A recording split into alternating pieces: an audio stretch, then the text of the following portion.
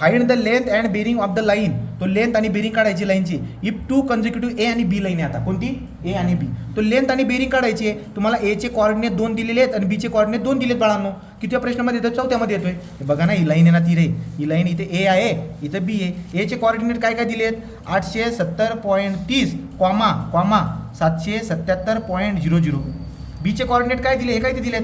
1150.20 comma 575.30. 575.30. बस हे दोन मला कॉर्डिनेट दिलेत. मग मला माहिती आहे पहिला एल असतो नंतर डी असतो. पहिला एल असतो नंतर डी. तर आपण काय करणार?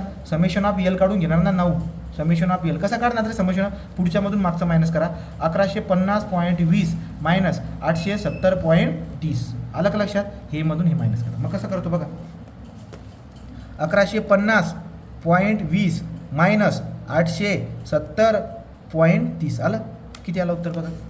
किती उत्तर आलं? हे आलं 279.9 मीटरमध्ये. समेशन ऑफ डी कसं काढणार बाळांनो? डी मधून डी मायनस करा, पुढच्यामधून मागचा मायनस करा. किती तो आहे 575 आहे ना. हा किती 575.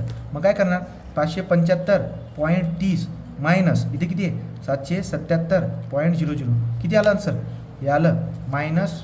बघा मी इथे लिहून घेतो, पहिले लिहून घेतो बाळांनो. 575.30 मायनस 777.00 किती आलं? Minus 201.7 metre.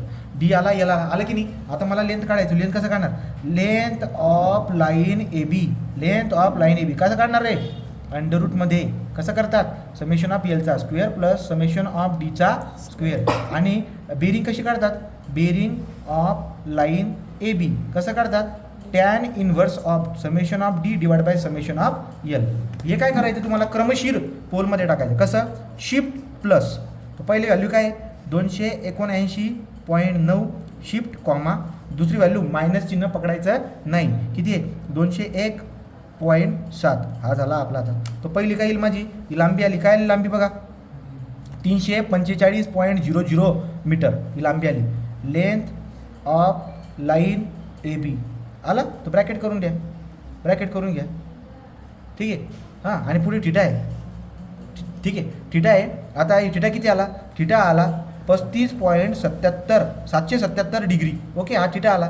आता याला काय करायचं? इथून घ्यायचं 35.777 डिग्री म्हणजे किती रे? हे बघा ना, theta is equal to 35 degree 46 मिनटं 37.2 सेकंद. हा झाला थिटा.